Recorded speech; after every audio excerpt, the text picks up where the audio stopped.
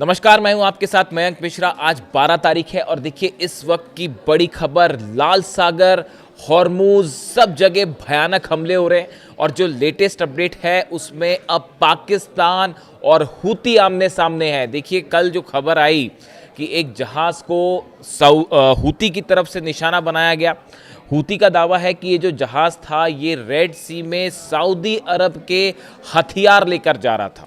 इस जहाज़ में, ऐसा दावा हूती ने किया है कि इस जहाज़ में सऊदी के हथियार थे जो कि यमन की फोर्सेस को पहुंचाए जाने थे, यानी वो एलाइड फोर्सेस जिसका समर्थन सऊदी करता है और अमेरिका करता है, उनको ये हथियार पहुंचाए जाने थे। और उसके ऊपर जो है वो हूती ने बैलिस्टिक मिसाइल से हमले किए। बताया जा रहा है कि 4 बैलिस्टिक मिसाइल्स फायर की गई और उसके बाद जो है वो जहाज़ तबाह हो गया।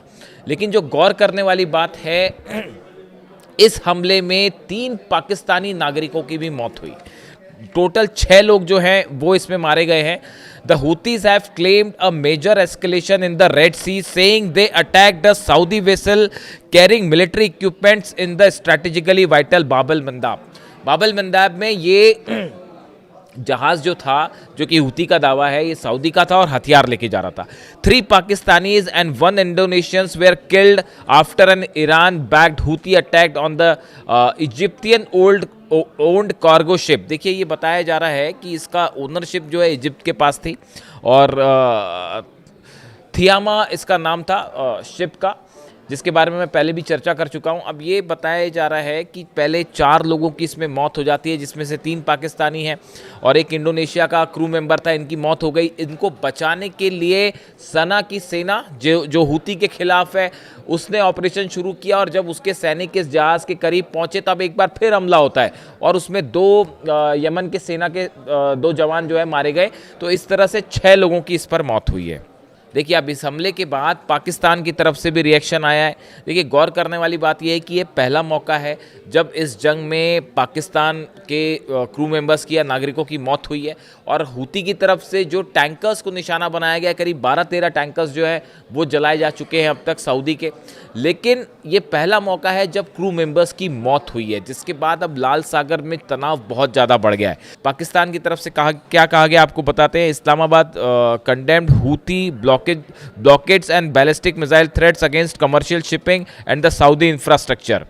और साथ ही ये वार्निंग भी दी गई है, उसने आलोचना की और ये भी वार्निंग दी गई है कि अगर इस तरह से हमले होते रहे तो फिर पाकिस्तान अपनी सुरक्षा के लिए कदम उठाएगा।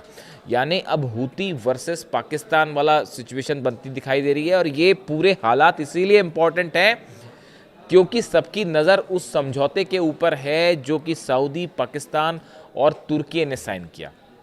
इस समझौते में जैसा कि आप जान ही रहे हैं कि नेटो की तर्ज पर समझौता है, जिसमें जैसा आर्टिकल 5 कहता है नेटो का कि एक देश पर हमला सब पर माना जाएगा। तो अब यहाँ पर पाकिस्तान के क्रू मेंबर्स की भी मौत हुई है। क्या किसी तरह का जॉइंट ऑपरेशन हूती के खिलाफ देखने को मिलेगा? ये बेहद अहम बात है क्योंकि हूती की तरफ से लगातार सऊदी को निशाना बनाया जा रहा है। सऊदी की ऑयल फैसिलिटीज़ जला दी गई, जहाज़ जला दिए गए, पोर्ट्स पर हमले हो रहे हैं और अब पाकिस्तान के भी 3 नागरिकों की इसमें मौत है। अब सवाल ये है कि क्या जो सऊदी की मंशा है, जैसा लगता है फौरी तौर पे कि एक 14-15 देशों की एक सेना बनाई जाए और ये लाल सागर में ऑपरेशन करे, बाब एल मंदेब में ऑपरेशन करे, हूती के खिलाफ ऑपरेशन करे। लेकिन अगर ऐसा ऑपरेशन होता है तो फिर ईरान की क्या भूमिका होगी? क्या ये 14 देशों की सेना वर्सेस ईरान की जंग हो सकती है? क्या यही प्लान डोनाल्ड ट्रंप ने तैयार किया था कि किसी तरह से अरब देशों को ईरान से भिड़ा दिया जाए क्योंकि अमेरिका अकेला मुकाबला नहीं कर रहा है? क्या यही कोशिश थी और इस हमले के बाद ये कोशिश क्या सफल होती दिखाई दे रही है? ये बहुत बड़े सवाल हैं। देखिए हूती की तरफ से जो मिसाइल्स फायर की जा रही हैं, जो बैलिस्टिक मिसाइल खास तौर पर फायर की जा रही हैं, ये सब के सब या तो ईरान की तरफ से दी गई हैं या इसकी तकनीक ईरान की तरफ से दी गई। यही वजह है कि हूती एकदम सटीक हमले कर पा रहा है। देखिए हमले उसी तरह के हो रहे हैं जैसे ईरान की तरफ से किए गए, बिल्कुल सटीक हमले किए गए अमेरिका के बेसिस पे, जॉर्डन में, कुवैत में, बहरीन में। अब उसी तरह के हमले हूती कर रहा है। कल देखिए आप यमन के अंदर जो यमन की सेना को निशाना बनाते हुए हूती ने मिसाइल्स दागी। बताया जा रहा है कि 30 मिसाइल्स दागी गई कल हूती की तरफ से यमन के अंदर, यमन की सेना के ऊपर। ये बहुत बड़ा दावा है, 30 मिसाइल्स दागना और एक्यूरेसी के साथ दाबना। समंदर में आप देख लिए कि बाबल मंदाब में जहाज़ को निशाना बनाया जा रहा है और कहा जा रहा है कि हिट हो गया जहाज़। तो ये अपने आप में बड़ी ही इसके लिए टेक्निक चाहिए। तो सवाल ये है कि क्या ईरान की पूरी बैकिंग है, और ऐसे में अगर ये 14 देशों की सेना अगर बनती है और कोई कार्रवाई करती है, तो क्या ये 14 देश ईरान से भिड़ने जा रहे हैं? ये अपने आप में एक प्लान हो सकता है अमेरिका का, ऐसे कई दावे हो रहे हैं एक्सपर्ट्स की तरफ से। दूसरी तरफ देखिए डोनाल्ड ट्रंप का बयान आया है।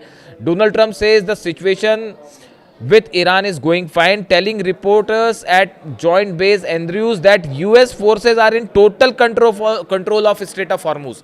डोनाल्ड ट्रंप कह रहे हैं कि हॉर्मूज पर हमारा पूरा कंट्रोल है। 24 घंटे के अंदर ईरान ने 2 जहाज ठोक दिए, एक जहाज के ऊपर 4 मिसाइल्स फायर की गई, और वो जब रात को जला तो अमेरिका की सेना नेवी जो है वो समंदर के किनारे खड़े होकर ओमान से तमाशा देखती रही, कुछ करने की हिम्मत नहीं थी। उसके बाद कल सुबह भी एक जहाज पर हमला किया गया, उस पर अबू मेहदी मिसाइल्स फायर की गई और उसको जला दिया गया।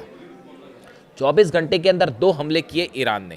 हालात ये है कि एक भी जहाज नहीं निकल पा रहा, लेकिन डोनाल्ड ट्रंप ये कह रहे हैं कि हमारे हाथ में कंट्रोल में है हॉर्मूज। कैसे कंट्रोल में है ये डोनाल्ड ट्रंप ही जान सकते हैं।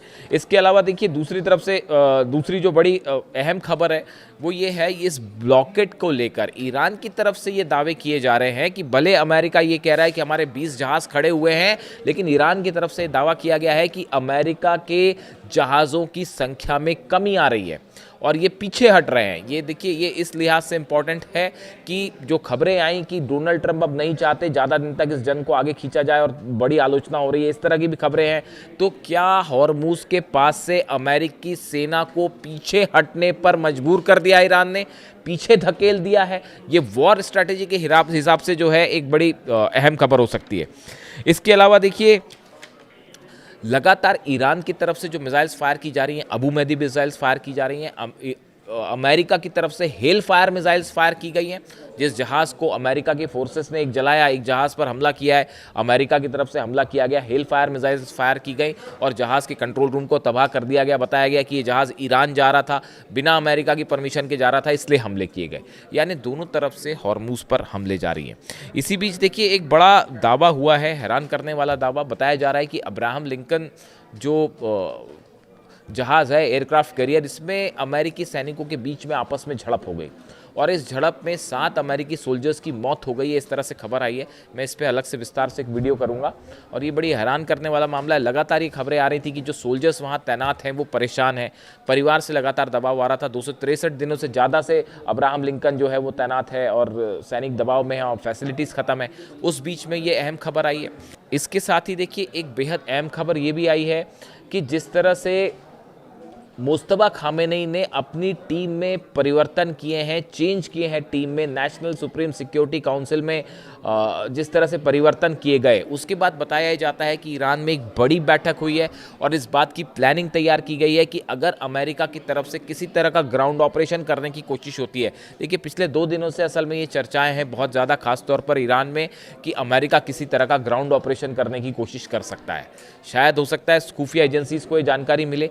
इसकी बड़ी पुख्ता तैयारी ईरान ने शुरू कर दी है और जो खबरें हैं उसके मुताबिक बहरीन में और कुवैत में अगर अमेरिका किसी तरह से ग्राउंड ऑपरेशन करता है ईरान में, तो उसका नतीजा ये होगा कि बहरीन और कुवैत में बड़ा ग्राउंड ऑपरेशन कर सकती है ईरान की फोर्सेस। ये शिप से, नेवी के जरिए ईरान के सोल्जर्स इन दोनों जगहों पर बहरीन में और कुवैत में घुस सकते हैं अमेरिकन बेसिस पे खास तौर पर। तो ये इस लिहाज से एक बड़ी जंग लाल सागर में छिड़ी हुई है, हॉर्मूज में छिड़ी हुई है। ईरान ने अपनी शर्तें सामने रख दी हैं और इन हालात के बीच में ये जो जहाज़ वाली खबर है, देखिए इस पूरे इलाके में ये बात साफ है कि अमेरिका अब अकेला मुकाबला नहीं कर सकता, ईरान का इजराइल के साथ मिलकर भी मुकाबला नहीं हो सकता। तो इसीलिए क्या ये एक बड़ी नज़र रखने वाली चीज़ है कि क्या सऊदी को सामने करते हुए डोनाल्ड ट्रंप और अमेरिका की ये कोशिश है कि आने वाले दिनों में एक अरब देशों की सेना मिलाते हुए उसको ईरान से भिड़ा दिया जाए। और ये इस तरह की जो घटनाएं हैं कि इस जहाज़ पर हमला हुआ, 3 पाकिस्तानी उसमें क्रू मेंबर्स मारे जाते हैं, उसके बाद पाकिस्तान का रिएक्शन देखने को मिलता है। क्या ये धीरे धीरे मामला वाकई उस दिशा में आगे बढ़ रहा है और डोनाल्ड ट्रंप अपनी साजिश में कामयाब हो पा रहे हैं कि शिया सुन्नी को लड़ा दिया जाए और सऊदी को ईरान से लड़ाया जाए और फूट डालो राज करने वाली? क्या वाकई ऐसी कोई प्लानिंग है? क्या इसी स्ट्रैटेजी पे काम हो रहा है? इसको लेकर कई एक्सपर्ट्स अपनी राय जाहिर कर रहे हैं, लेकिन फिलहाल हालात ये हैं कि अमेरिका और ईरान के बीच बातचीत या टॉक्स जैसी कोई स्थिति नहीं है। ईरान ने साफ मना कर दिया, हम कोई बात नहीं करेंगे जब तक मुआवजा नहीं दिया जाता, जब तक अमेरिका अपने बेसेस खाली नहीं करता, ब्लॉकेट खाली नहीं करता। ऐसे में डोनाल्ड ट्रंप का दावा कि हॉर्मुज पर हमारा कंट्रोल है, ये पूरी तरह से तमाम एक्सपर्ट्स का कहना है कि ये दावा फिलहाल सही साबित नहीं हो रहा है। यानी तनाव बरकरार है और किसी भी पल इजराइल के साथ एक बार फिर जो है जंग छिड़ सकती है। इस तरह की भी खबरें हैं, तैयारी को देखते हुए लगता है। वीडियो कैसा लगा कमेंट करके ज़रूर बताएं। जो भी अपडेट होगा आप तक फ़ौरन पहुंचाएंगे। Thank you so much.